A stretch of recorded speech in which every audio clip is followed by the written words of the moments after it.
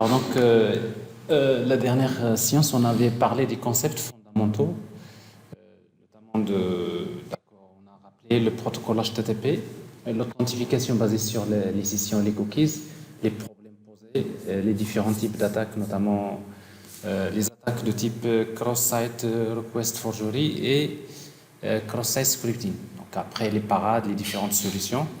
Et après, on a introduit donc le concept de JSON Web Token, qui est un type d'authentification stateless, c'est-à-dire sans état. Et on a expliqué un petit peu le concept de base. Et après, on va essayer de voir comment implémenter ça dans une application basée sur Spring. Et principalement, quand vous parlez Spring, vous utilisez Spring Sécurité, en principe. Il dit donc comment combiner entre Spring Sécurité et Java JSON Web Token.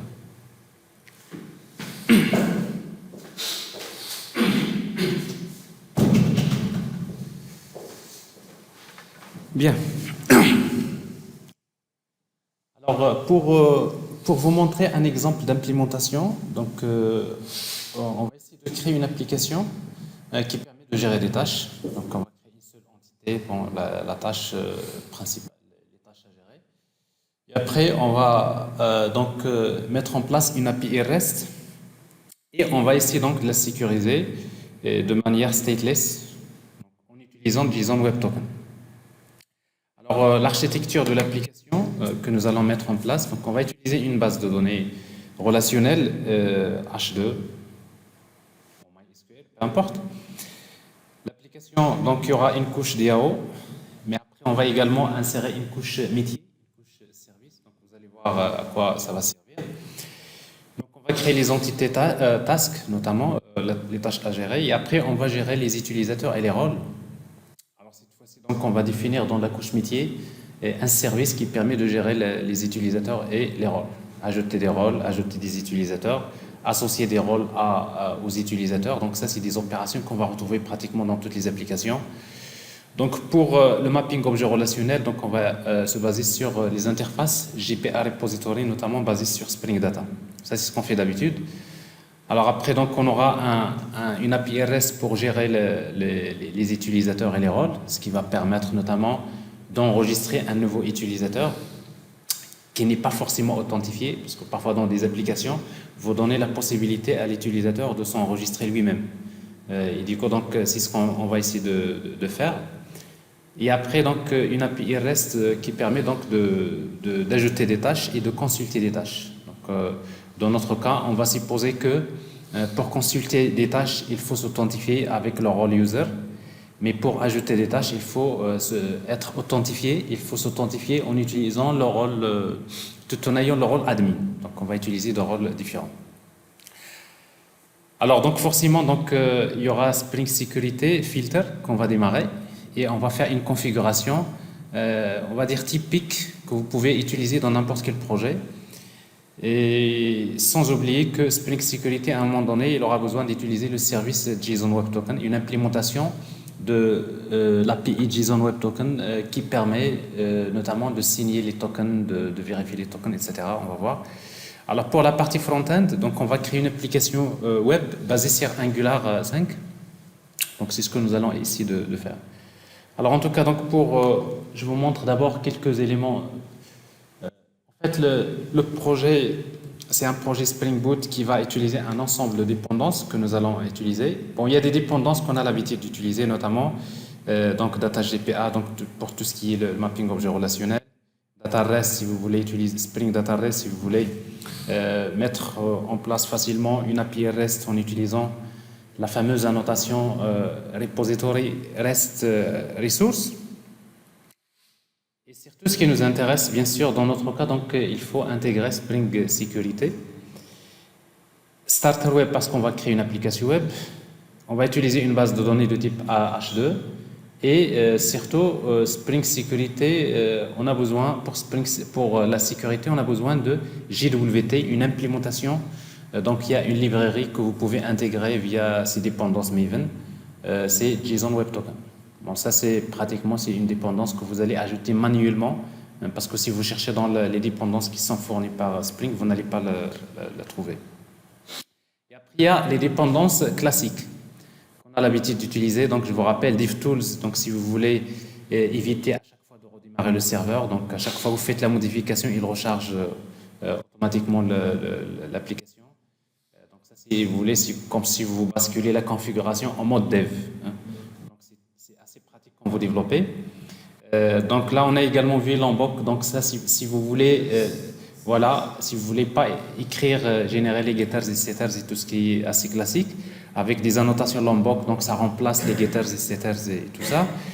Et souvent dans vos projets, vous avez starter test, c'est pour les tests unitaires, notamment de Spring Boot. Et également, quand vous cochez la dépendance Spring Security, il ajoute également Spring Security Test, donc si vous voulez écrire des tests unitaires de sécurité. Pour ça, Spring Security dispose d'un module pour ça. Donc pour le moment, nous, on ne va pas utiliser quelques dépendances de tout cela. Alors, avant de commencer à développer, parce qu'il y a des codes qu'on va écrire, que je vais vous expliquer, une fois compris, une fois que vous le mettez en place, ce qui est bien, c'est que c'est le même code que vous allez utiliser dans toutes les applications. Vous allez la partie sécurité, l'authentification et tout ça, avec JSON Web Token, c'est presque le même code.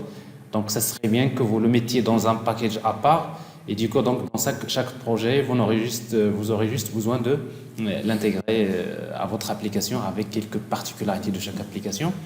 Donc, c'est ce que nous allons essayer de faire. Et plus encore, c'est qu'on peut carrément créer un microservice. On crée une application carrément qui s'occupe de l'authentification. C'est ça d'ailleurs l'un des avantages de JSON Web Token, c'est que je peux avoir une application qui s'occupe que de l'authentification et après tout le reste de l'application, ça peut être des applications indépendantes. Et ça, c'est quelque chose qui peut être intéressant si vous voulez le mettre en place au sein de l'entreprise là où vous allez travailler. C'est bon ? Bon, à la fin d'ailleurs, je vais vous montrer qu'il y a déjà des solutions. JBoss a déjà développé une solution qui s'appelle Keycloak, donc qu'il faut regarder à un moment donné. D'ailleurs, je vous l'avais demandé dans le projet. En fait, Keycloak, c'est déjà ça, en quelque sorte. C'est un serveur d'authentification qui est basé sur JSON Web Token, qui vous permet de faire tout ça. Vous avez juste besoin de l'installer et après, vous pouvez déléguer toute la partie sécurité à Keycloak. Alors maintenant, on ne va pas utiliser Keycloak parce que ça, c'est pas l'objectif. Mais nous, on veut développer ça. On veut développer quelque chose qui va être utilisé dans notre application.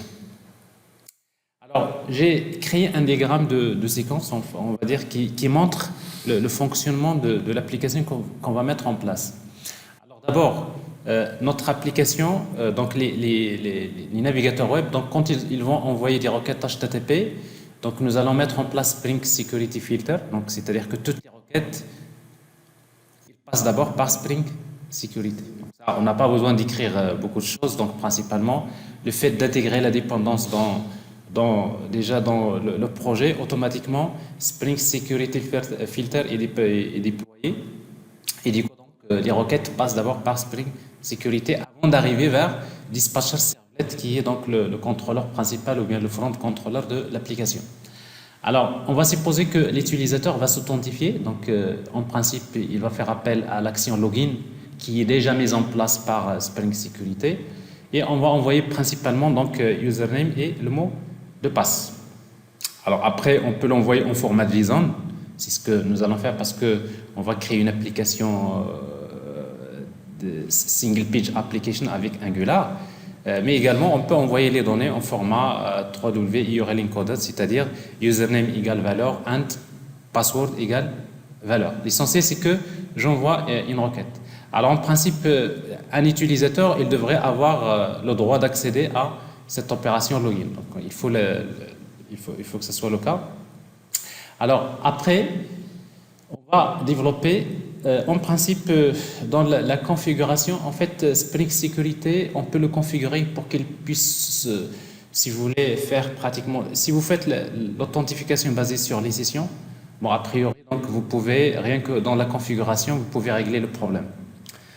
On dit moment qu'on va plus se baser sur on va pas se baser sur l'authentification basée sur les sessions, mais on va utiliser JSON Web Token. Et du coup, donc on va utiliser une configuration un petit peu particulière dans laquelle on aura d'abord besoin de créer un filtre. Donc on va appeler JWT Authentication Filter. En fait, ce filtre-là, on va le configurer de façon à ce que, en fait, c'est un filtre qui va intervenir dans deux étapes. La première, c'est que quand vous tentez de vous authentifier via Spring Security, Spring Security, il appelle une méthode qui s'appelle Attend Authentication, c'est-à-dire avant l'authentification. Avant l'authentification, il y a une méthode qui va s'exécuter dans ce filtre. Alors bien sûr, nous, on va créer ce filtre-là et on va redéfinir cette méthode, Attend Authentication Filter. Alors qu'est-ce qu'on va faire dans cette méthode-là? Ben, tout simplement, on va d'abord récupérer les données envoyées par l'utilisateur. Donc, on va, c'est-à-dire si vous voulez Spring Security Filter Chain, il va appeler donc ce filtre. Et nous, on va essayer donc dans cette méthode récupérer username et le mot de passe. Et on devrait déjà savoir préalablement est-ce que username et le mot de passe sont envoyés en format JSON ou bien en d'autres formats. Donc on récupère les données. Une fois qu'on va les récupérer, donc on va retourner un objet de type Authentication à Spring Security Filter. Et du coup, donc, pour lui, on va lui retourner donc c'est-à-dire en quelque sorte, on récupère les données, on va lui retourner un objet qui contient username et le mot de passe. Et après, maintenant, Spring Security Filter, il a besoin maintenant de se connecter à la base de données pour chercher est-ce que l'utilisateur existe ou non. Alors pour cela, donc, dans Spring Security, il existe plusieurs solutions. En fait, le cours qu'on avait fait l'année dernière, on a vu que pour l'authentification, on peut utiliser in-memory authentication. Et dans ce cas-là, on suppose que les utilisateurs et les mots de passe sont stockés en mémoire. Et dans ce cas-là, vous n'aurez pas besoin forcément d'une base de données. C'est juste pour les tests, souvent ça peut être utile. Mais également, on peut utiliser JDBC Authentication. Alors, quand vous utilisez JDBC Authentication, c'est que, en principe, vous devrez écrire les requêtes SQL que Spring Security devrait exécuter pour accéder à une base de données pour chercher l'utilisateur et chercher les rôles de l'utilisateur. Alors c'est une technique relativement qui n'est pas très élégante, mais il reste la solution la plus complète et la plus souhaitable, c'est de créer un service. Donc nous allons créer une classe qu'on va appeler User Details Service Implémentation. Alors dans cette classe-là, en fait, on va configurer Spring Security de façon à ce que quand il veut authentifier, il veut faire une authentification, il appelle une méthode qui s'appelle, par défaut d'ailleurs, c'est ce qu'il fait, il appelle une méthode qui s'appelle Load User by Username. Ça veut dire quoi? Dans cette classe-là, on devrait redéfinir une méthode qui s'appelle Load User by Username. Alors, qu'est-ce qu'on va lui donner? On va lui donner Username. Et qu'est-ce qu'il va faire? Ben, tout simplement, c'est cette classe qui va se connecter à la base de données pour charger l'utilisateur. Alors, bien sûr, nous allons créer une couche métier, une couche service, dans laquelle on va gérer les comptes. C'est-à-dire la gestion, ajouter un utilisateur, chercher un utilisateur, ajouter un rôle.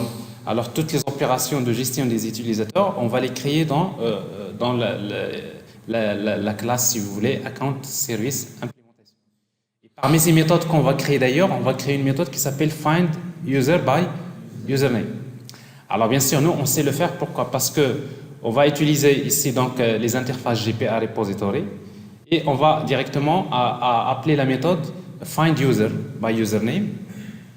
Et après, c'est la couche DAO qui va envoyer une requête SQL vers la base de données. Alors forcément, ça c'est une affaire de GPA Hibernate. Donc nous, on ne va pas écrire bien sûr ce code SQL, mais grâce à Spring Data, donc on va faire ça facilement. Donc en fait, il y a deux requêtes qui vont s'exécuter en principe. La première, c'est select étoile from user where username égal. Donc on va récupérer l'utilisateur. La deuxième requête, c'est il faut récupérer les rôles de cet utilisateur, parce qu'un utilisateur peut avoir plusieurs rôles. Et du coup, donc, du moment que nous, on va avoir en fait deux entités, la classe user et la classe rôle qui sont liées par une association many-to-many, plusieurs à plusieurs, Ben, il dit que donc, quand je vais charger un utilisateur, on va faire de sorte à ce qu'on va charger également les rôles de cet utilisateur. À chaque fois que je charge un utilisateur, j'ai intérêt à charger les rôles de cet utilisateur.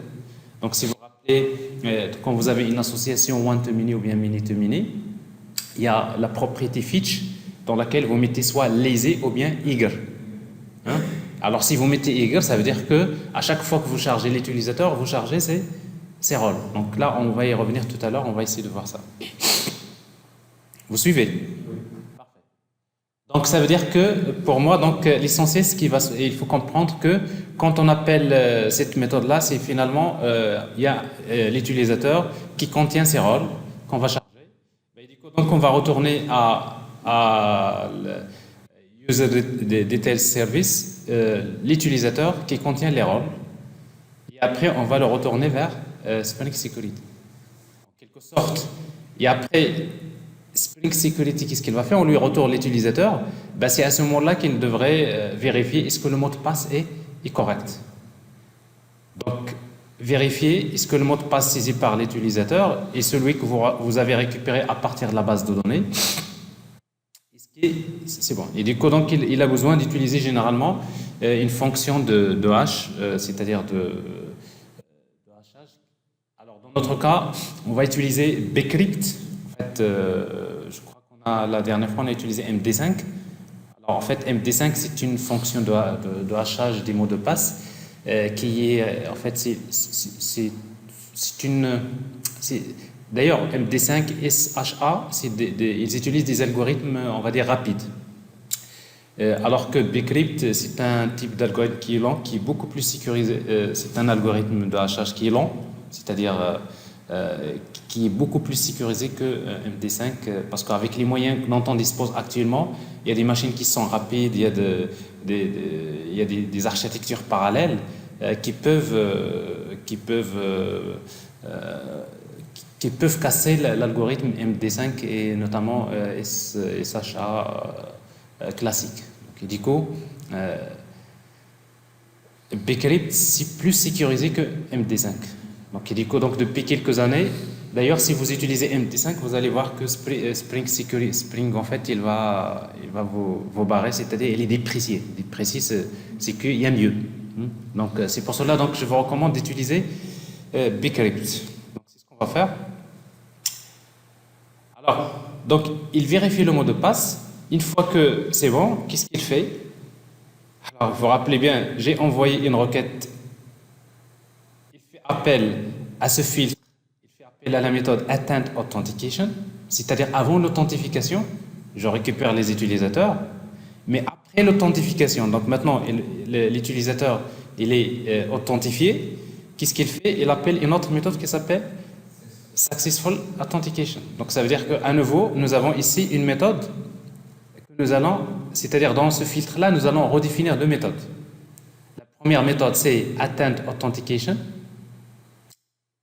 La deuxième, c'est Successful Authentication. Une fois que l'utilisateur est authentifié, qu'est-ce qu'on va faire? Alors, c'est à ce moment-là que je vais faire appel à JSON Web Token. La librairie JSON Web Token que nous avons. C'est à ce moment-là qu'on va l'appeler pour lui demander de générer un token. Maintenant, je connais le nom de l'utilisateur, je connais les informations, les rôles de l'utilisateur, j'ai tout ici, ce qu'il faut. Alors, il dit que donc je fais appel à ça, donc je lui demande de me générer un token avec un secret qu'on va mettre quelque part. Donc, il va me générer le token. Donc, on va appeler une méthode particulièrement assez classique, que vous allez retrouver dans tous les langages généralement, et qui permet donc de générer le token. Et là, on va lui donner les claims qu'on veut, on peut mettre les rôles, on peut mettre ce qu'on veut. Et après, on va utiliser donc un mot de passe ou bien une clé privée pour générer ce token. Une fois qu'il est généré, on va l'ajouter dans l'entête, on va ajouter une entête qui s'appelle authorization dans la réponse HTTP et dans laquelle on va mettre le JWT qui est généré, mais avec un préfixe. Alors ici, donc, le préfixe, on va utiliser comme d'habitude bearer. En principe, c'est porteur, mais vous pouvez utiliser n'importe quel préfixe si vous voulez. Donc, ça, c'est juste un préfixe qu'il faut ajouter à ça. Et après, on envoie, finalement, l'utilisateur, il va s'authentifier, mais qu'est-ce qu'il reçoit finalement? Il reçoit une réponse HTTP dans laquelle vous avez une entête qui s'appelle Authorization, dans laquelle il y a le JWT, le token. Alors ce token qui est maintenant qui contient, donc je vous rappelle, il contient donc la partie header, payload et la signature. Alors dans la partie payload, on va mettre un ensemble d'informations et parmi ces informations, on va mettre les rôles de l'utilisateur, le nom de l'utilisateur. Donc ça c'est le... Alors après, bon, ce JWT, il faut le stocker quelque part.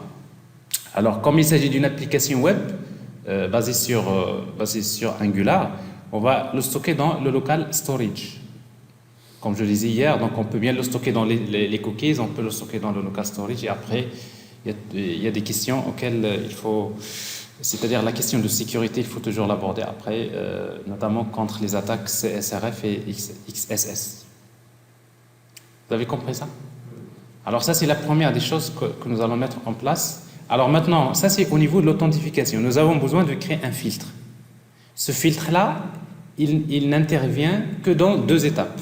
La première, c'est avant l'authentification, au moment où l'utilisateur tente de s'authentifier.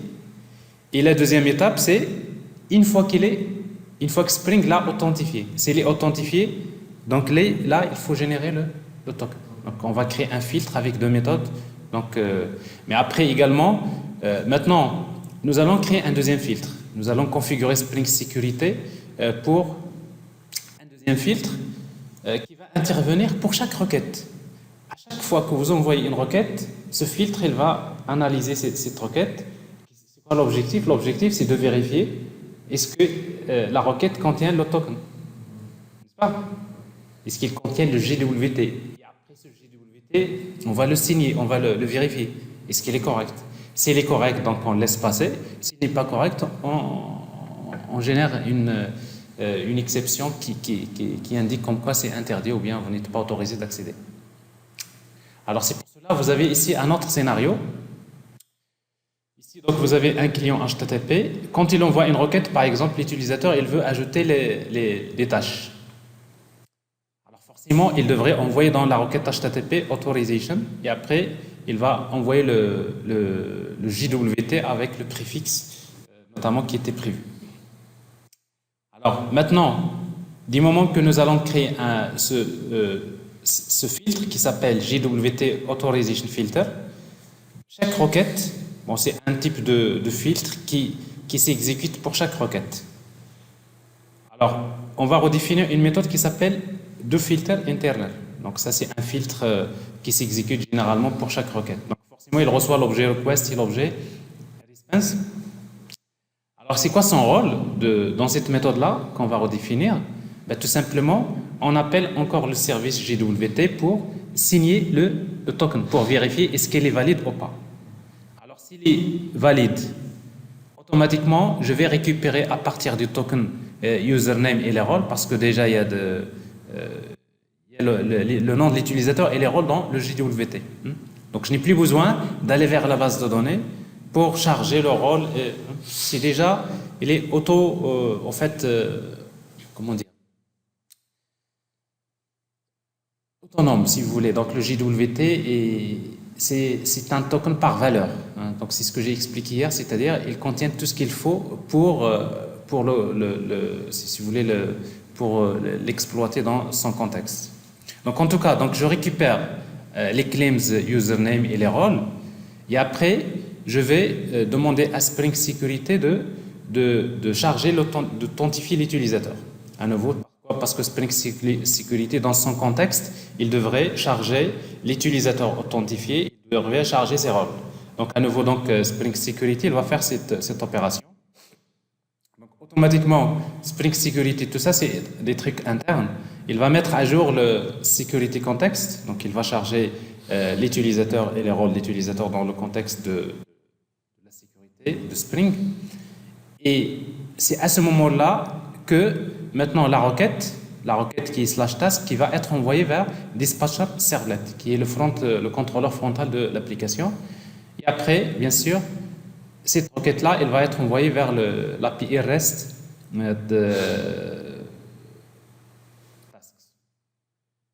On va appeler task, qu'est-ce qu'on va faire? Alors bien sûr ici donc le web service REST lui-même il va appeler la couche DAO ou bien la couche métier. Et après forcément c'est la couche DAO qui envoie la requête vers la base de données pour récupérer la liste des tâches.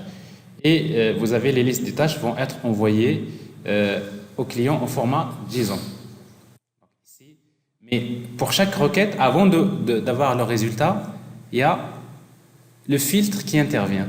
Et ce filtre, il demande à JWT de vérifier le token. Donc ça veut dire que si l'application dispose du secret, et c'est lui qui a l'autorité de vérifier est-ce que ce token-là est valide ou pas. Est-ce qu'il n'a pas expiré, etc., etc. C'est bon? Alors donc nous avons en quelque sorte deux filtres à mettre en place. Alors après pour la partie front-end, donc on va créer une application. Vous voyez, donc ça c'est l'application basée sur Angular 5. Donc pour l'authentification, on va créer un formulaire d'authentification. Quand on va s'authentifier, on peut lire la liste des tâches. On va récupérer la liste des tâches. Et en même temps, on peut ajouter une nouvelle tâche. Pourquoi? Parce que je suis admin. J'ai un rôle admin. Et je peux ajouter une nouvelle tâche, le nom de la tâche, et quand je l'enregistre, donc il y a une confirmation qui se fait, et en même temps, donc j'affiche à nouveau la liste des tâches. C'est-à-dire l'administrateur, il a le droit de faire ces opérations. Et comme vous le constatez, quand vous regardez dans les outils de développement, dans la partie local storage, vous voyez ici donc dans notre storage local, nous avons une clé token dont la valeur est notre JWT. Alors ça veut dire que notre JWT il est exposé dans le local storage. Ça veut dire que s'il y a une autre application qui veut qui accède à ce local storage, il peut le prendre et après il peut le balancer quelque part pour se connecter avec votre identité. D'accord? Après par la suite, donc il faut penser à sécuriser bien sûr donc ce local storage. C'est bon? Alors autrement, si on s'authentifie en tant qu'utilisateur, c'est-à-dire je ne suis pas admin, bon, je peux accéder à la liste des tâches, mais je ne peux pas. Vous voyez donc ici le bouton. Tout à l'heure il y avait un bouton New Task. Ici donc je ne vais pas l'afficher parce que ça ne sert à rien de l'afficher. Même si je l'affiche, l'utilisateur à un moment donné, quand il va enregistrer une tâche, forcément il va recevoir. Vous n'êtes pas autorisé. Pourquoi? Parce que nous allons configurer côté backend, côté quelque sorte de Spring Sécurité, nous allons autoriser qu'une requête avec post dans slash tasks, il ne peut être exécuté que par les utilisateurs qui ont l'autorité admin. Donc ça, on va le faire au niveau backend. Donc ça veut dire, mais au niveau front-end, je vais profiter de quelque chose de très important. C'est quoi? C'est qu'au fait, dans le token que j'ai ici, j'ai les rôles. Du coup, donc, rien que dans ce token-là, je peux savoir est-ce que j'ai le rôle admin ou pas. À nouveau, donc, avec JavaScript, je peux savoir cette information. Et du coup, donc, qu'est-ce que je vais avoir? Bon, tout simplement, ici, donc, je ne vais pas afficher le bouton tout simplement parce qu'il n'a pas le droit. Donc, ça, c'est de la contextualisation. Alors, autrement, donc, si vous cliquez sur le bouton Register, donc pour enregistrer un nouveau utilisateur, donc vous n'avez pas besoin d'être authentifié pour inscrire un nouveau utilisateur. Donc, on peut saisir l'utilisateur, on va saisir le mot de passe. Généralement, il faut confirmer le mot de passe. Donc, ça veut dire qu'on va saisir 3 informations. Mais a priori, donc, il faut souvent saisir l'adresse mail de l'utilisateur. Et après, comme ça, une fois que vous récupérez les données, vous lui envoyez un email pour être sûr que c'est le bon. C'est-à-dire c'est un utilisateur qui est bien identifié, donc, si vous voulez. Mais ici, on va faire plus simple. Donc, on suppose qu'un utilisateur qui va saisir ce username, le mot de passe il doit être confirmé, il peut s'enregistrer. Alors, si le mot de passe n'est pas bien confirmé, vous allez recevoir un message comme quoi vous devrez confirmer le mot de passe. Ça veut dire on va faire un test côté backend pour ça. Et la même chose, si par exemple vous tentez de vous enregistrer avec un utilisateur qui existe déjà, donc vous allez recevoir un message de type par exemple cet utilisateur existe déjà. Bon, ça c'est des petits éléments qui sont assez classiques qu'on va retrouver dans les applications. Sinon, si vous avez bien saisi les données, donc vous allez avoir une confirmation ici. C'est bon? Bon, alors, avant de commencer le projet, d'abord les entités. C'est-à-dire que ce qu'on va créer comme entité, donc quand on va créer le projet, d'abord il y a l'entité task qui est définie par ID, le nom de la tâche. Et après, vous avez ID Generated Value, donc ça vous savez, ça c'est GPA, n'est-ce pas? Entité. Et après, comme on va utiliser les annotations Lombok, on va utiliser data. Data, je vous rappelle, c'est une annotation Lombok qui permet au compilateur de générer les getters, setters, la méthode toString et d'autres méthodes classiques. All args constructor, c'est pour il vous génère le constructeur avec tous les paramètres. Et no arg constructor, il génère un constructeur sans paramètres. Mais je vous rappelle que pour utiliser donc Lombok, même si vous l'intégrez dans les dépendances, il faudrait configurer Eclipse ou bien votre IDE pour qu'il puisse intégrer cette option de Lombok au moment de la compilation. Donc ça, je l'ai déjà montré dans la dernière fois. Et en plus de ça, c'est ce qu'on va gérer. Mais après, pour la partie sécurité, on a besoin de classes. La classe utilisateur, user, et la classe role. Alors la classe user, donc je l'appelle AppUser, c'est juste pour éviter, parce qu'en fait dans Spring Security, vous avez déjà une classe qui s'appelle user. Donc ce qui fait que si vous l'appelez user, à un moment donné dans votre code, vous allez utiliser deux classes user, mais avec des packages qui sont différents. Donc juste pour ne pas avoir de confusion, donc je l'appelle AppUser si vous voulez, c'est-à-dire l'utilisateur de mon application. Donc ID, username, password. Alors forcément, dans username, il faut également ajouter comme quoi il est unique, parce qu'en fait, on ne peut pas avoir plusieurs utilisateurs qui peuvent être uniques, plutôt plusieurs utilisateurs qui ont le même username. Alors, entité, la même chose, ici, ID Generated Value. Après, vous avez un utilisateur peut avoir plusieurs rôles, une collection de rôles. Vous avez une association many-to-many. Mais pour une fois, parce que d'habitude, on spécifie toujours par défaut, c'est lazy, n'est-ce pas? Mais ici, du moment qu'à chaque fois que je vais charger un utilisateur, j'ai besoin de connaître ses rôles, ben, tout simplement, je vais utiliser le mode fetch eager. Donc, je vous rappelle que eager, ça veut dire quoi? Ça veut dire que quand vous demandez à Hibernate de charger un utilisateur, il va vous charger username, password, ID, mais également, il va vous charger automatiquement la liste des utilisateurs, plutôt la liste des rôles de cet utilisateur. Alors que si vous utilisez lazy, c'est qu'il charge que les informations sur l'utilisateur, mais il ne va pas charger tout de suite les rôles en fonction du besoin, si la session est toujours ouverte. Et après, vous avez donc un rôle. Donc, le rôle est défini par ID et le rôle, le nom du rôle, si vous voulez. Après, on va créer donc les interfaces GPA Repository, donc Task Repository, donc pour gérer les tâches. Donc, il n'y a rien de spécial. Donc, on va hériter de Spring Data toutes les méthodes de gestion des tâches. Et après, on va créer une interface User Repository, mais on va ajouter une méthode qui est très utile, c'est Find by Username. Alors ça, c'est utile parce que de toute façon, on aura besoin, Spring Security aura besoin à un moment donné d'une méthode comme ça. On va donner username et on va chercher l'utilisateur. Alors, donc, vous voyez donc avec Spring Data, en principe, il comprend ce genre de méthode find. Je vous rappelle que find, ça veut dire select, étoile, from, quoi? AppUser, by, ça veut dire where, username égale username. Donc, je n'ai même pas besoin d'écrire la notation query pour écrire la requête HQL correspondante. La même chose pour les rôles. Donc, rôle repository, dans lequel je vais ajouter une méthode find by role. Donc, c'est-à-dire je donne le rôle et je charge le rôle, parce qu'après j'aurai besoin d'associer un rôle à un utilisateur. Bon, bref, bon, il y a des codes, que nous allons écrire, mais comme je disais bien, donc c'est bien de passer beaucoup de temps pour vous de bien maîtriser ce code-là. Mais une fois que vous l'écrivez, pratiquement, c'est le même code que vous allez retrouver dans toutes vos applications. Donc, c'est presque un copier-coller, mais il faudrait le bien faire.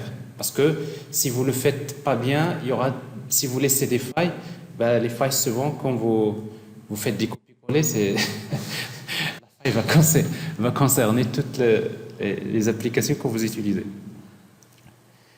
Alors, je vais commencer par créer un projet. Spring. Alors, je vais connecter la machine d'abord.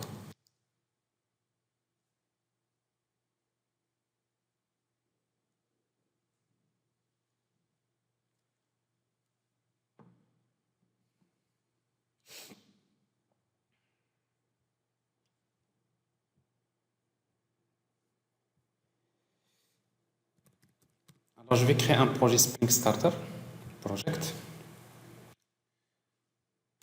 Alors, on va l'appeler donc JWT Spring Sécurité. JWT Spring Sécurité.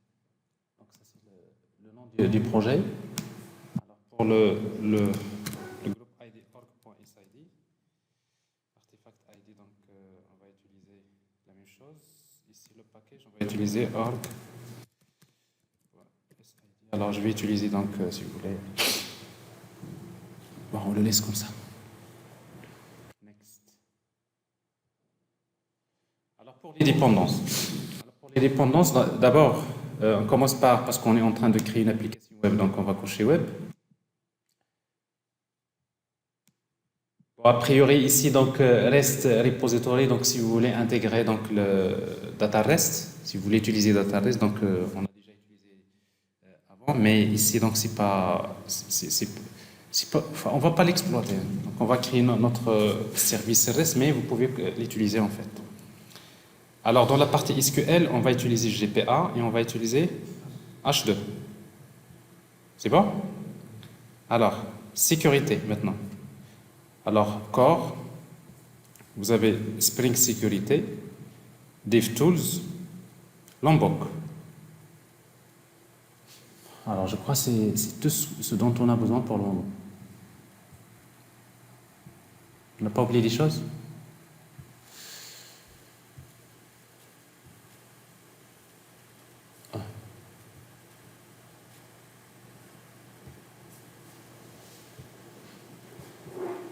Donc, Data GPA, Spring Data c'est déjà fait, Data REST, sécurité, web, H2, mais ça on l'a pas. De toute façon, si vous le cherchez, il faut le. Alors, on va chercher, et après donc DevTools, Lombok, bon, ça c'est fait par défaut, ça c'est fait par défaut. Bon, voilà les dépendances dont on aura besoin. Next, finish.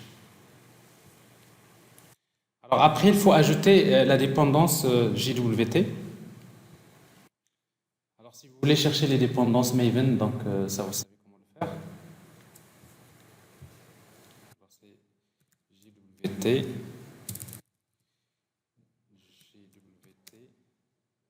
Maven, dependency.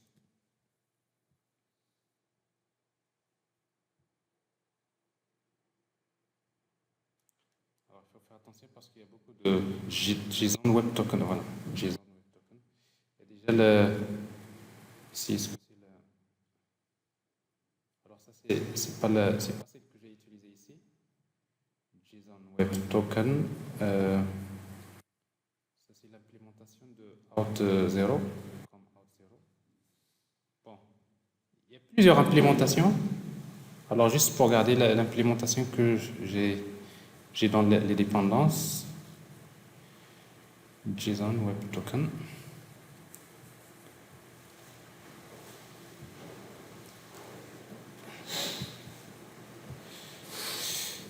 JSON Web Token. JWT. JWT Maven Dependency.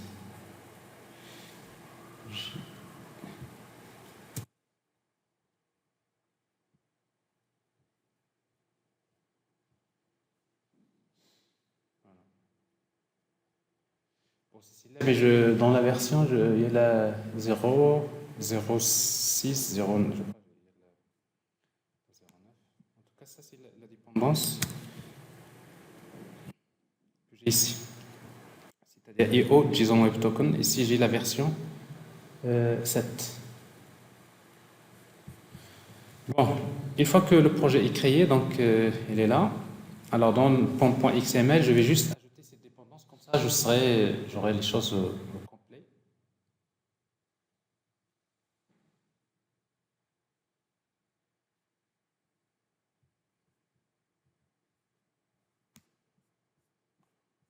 Alors, toutes les dépendances sont là. Donc, je vais ajouter. Alors, je vais utiliser le 07, version 07. Je crois même qu'il y a la version 09.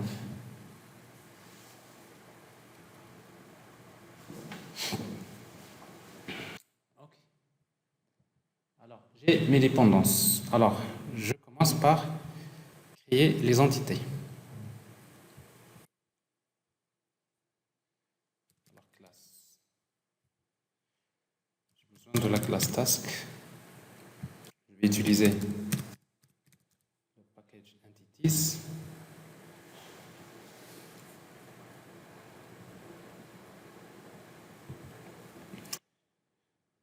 Alors, une tâche pour moi est définie par simplement par son ID et par son nom. Task name. Alors, les annotations, il y a entité, c'est l'entité GPA, l'annotation, entity. Et après, les annotations Lombok, qui sont data, l'annotation all are constructor et l'annotation no are constructor. Bon, ça c'est pour gérer les tâches, n'est-ce pas? Alors dans mon application, j'ai a priori donc j'ai besoin de gérer des tâches, donc ça veut dire que j'ai besoin de créer une interface task repository. Task repository. Donc je la mets dans le package DAO. Pour gérer les tâches, donc Spring Data me permet de faire ça facilement avec GPA repository. Task. C'est ce que je vais gérer. Alors là, il faut faire attention à la même chose parce que task, il est partout la même chose. Donc il faut choisir votre package et son identifiant de type langue. Donc ça, je suppose que j'ai ma couche DAO et après j'ai besoin d'une API REST pour gérer les tâches. Alors, je vais créer une classe. Alors normalement, je n'ai pas besoin parce qu'il suffit d'ajouter la notation repository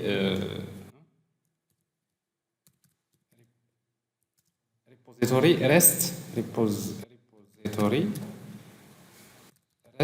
resource. Alors si vous faites ça, vous avez l'API REST, c'est fini. Hein, parce que là, j'utilise Spring Data REST. Donc ça veut dire que vous avez mis en place l'API REST. Alors ici donc, je peux la laisser, je ne vais pas l'utiliser ici, mais je vais créer mon API REST parce que j'ai juste quelques fonctionnalités à faire. Comme ça, bon, c'est un choix, mais c'est pas nécessaire. Alors ici, donc, ça veut dire ici, je n'ai pas utilisé Spring Data REST. Je vais moi-même m'occuper de la création de l'API REST. Donc je vais l'appeler Task REST Controller. Je la mets dans le package web. Alors en fait, la notation c'est REST Controller. Alors ici donc, j'ai besoin d'appeler directement l'interface task repository. Task repository. Faire l'injection des dépendances.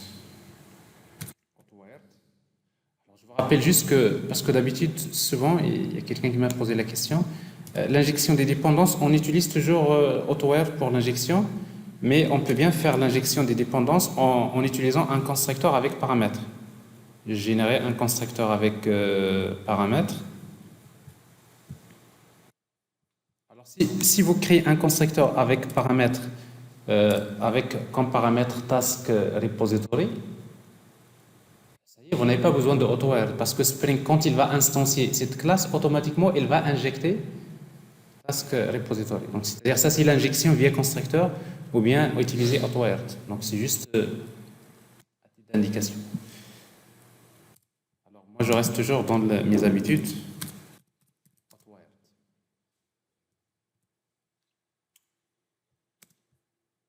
Alors, après, donc, j'ai besoin de deux méthodes. La liste des tâches, une méthode qui permet de consulter toutes les tâches. Donc, liste task.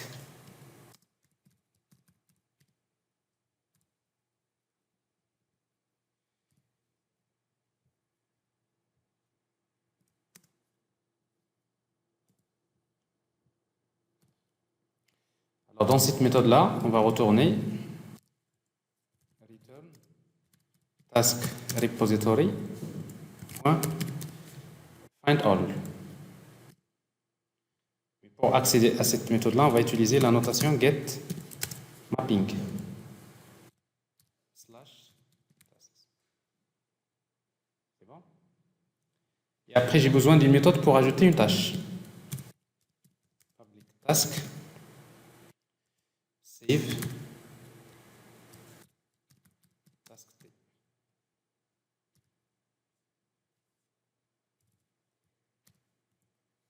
Return task repository save t. Mais pour accéder à cette opération, je vais utiliser une requête avec post. Donc, je vais utiliser post mapping. C'est toujours slash.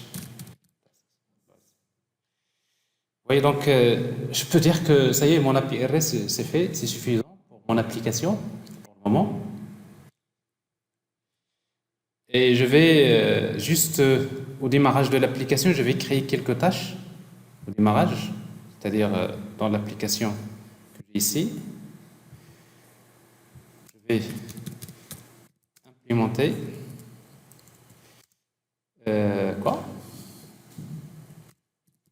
command line runner. Je redéfinis la méthode run. Je vais dire qu'une fois que tu termines de démarrer, je demande à Spring, une fois que tu termines de démarrer, voilà, tu exécutes la méthode run et tu vas utiliser task repository. Task repository. Bien sûr, il faut l'injecter. Sinon, vous aurez des null pointer exception. Ça, maintenant, vous avez l'habitude de gérer ça, n'est-ce pas? Au début, ça vous perd du temps. La deuxième fois, la troisième fois, après, c'est des automatismes. Alors ici, donc, je vais utiliser donc de créer quelques tâches. Allez, stream, l'interface stream. Off.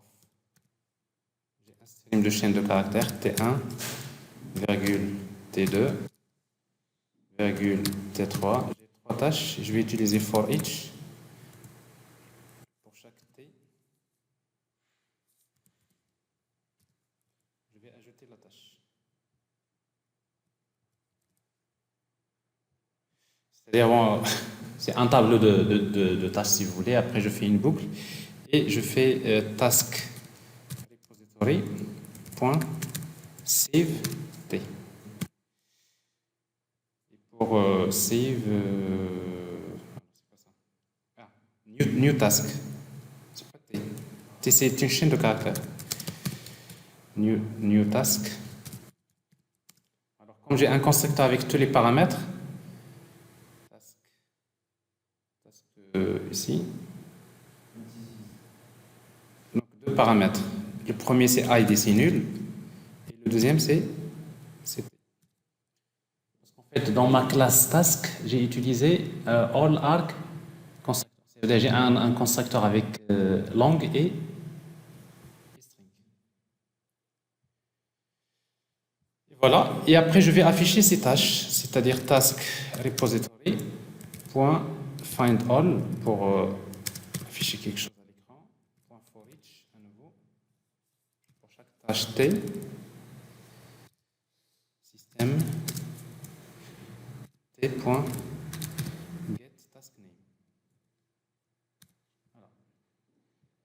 Alors, j'exécute l'application. Run as Java application. Alors ici, donc, en principe, je vais... Jusque-là, il n'y a pas de sécurité. Mais en fait, il y a de la sécurité. Alors déjà, on va voir que l'application va démarrer. Alors, il y a une exception. On va voir ce que c'est. Non identifier. Alors, on a oublié les annotations ID generated value. N'est-ce pas? Ah là, on était très rapide dans notre... Alors ici, donc, une entité GPA doit avoir l'annotation ID. Alors, generated value aussi.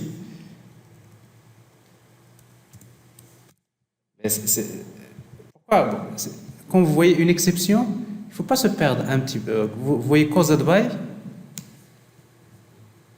Non, c'est clair pour l'entité. Vous n'avez pas besoin de lire des temps de. Donc vous cherchez toujours les lignes qui commencent par caused by. Et après vous avez, si ce n'est pas le cas, vous descendez encore caused by, etc., etc.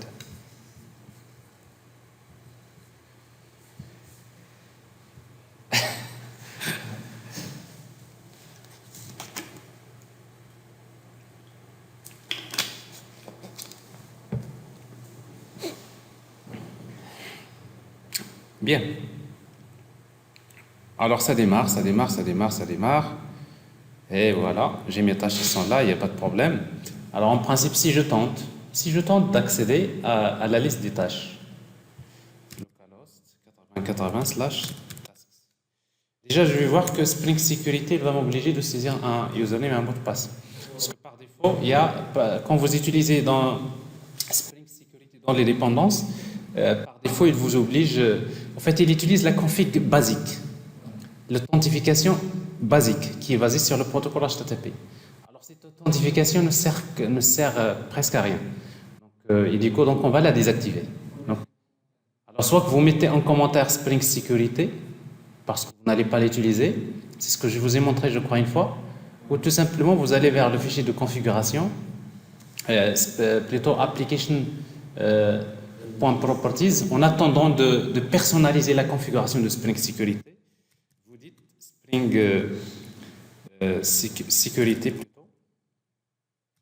Sécurité basique enabled, et vous mettez false. C'est-à-dire, même si vous avez Spring Security, vous lui dites la configuration basique que tu es en train de faire, c'est pas la peine de l'utiliser. Donc ça va me permettre de tester. Alors ici, donc voilà. Bon, ça, j'arrive bien à consulter la liste des tâches. Et en même temps, si je veux ajouter une tâche, donc je vais utiliser, pour le test, ça on a l'habitude de le faire, Advanced REST Client.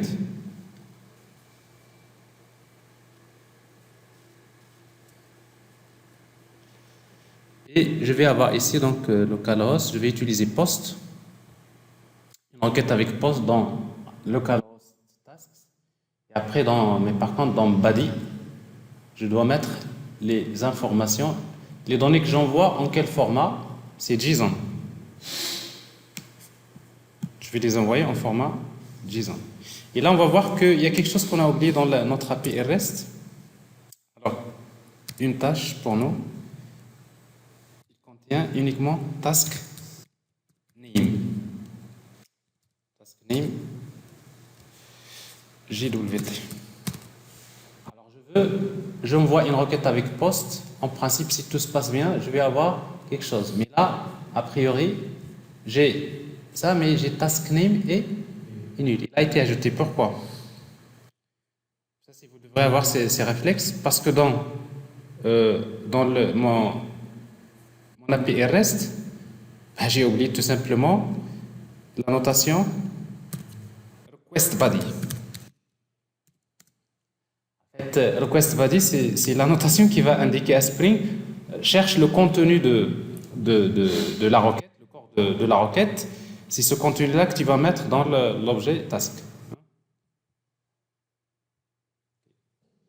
Alors, je redémarre. c'est parce que j'utilise une base de données H2 en mémoire. Donc ça veut dire qu'à chaque fois que je redémarre, les données disparaissent. Donc, alors si toujours j'ai la liste des tâches, et là si j'ajoute cette fois-ci, send, ben je vois ici donc il n'y a pas de problème, j'ajoute la tâche. Et là je consulte également, pas de problème, j'ai la tâche qui a été ajoutée. Donc jusqu'à présent j'ai une application qui permet de faire des choses. Mais cette application, on a besoin de la sécuriser. Alors ça c'est ce qu'on va faire tout à l'heure, après la pause. Donc après la pause, je sais que vous attendez la pause.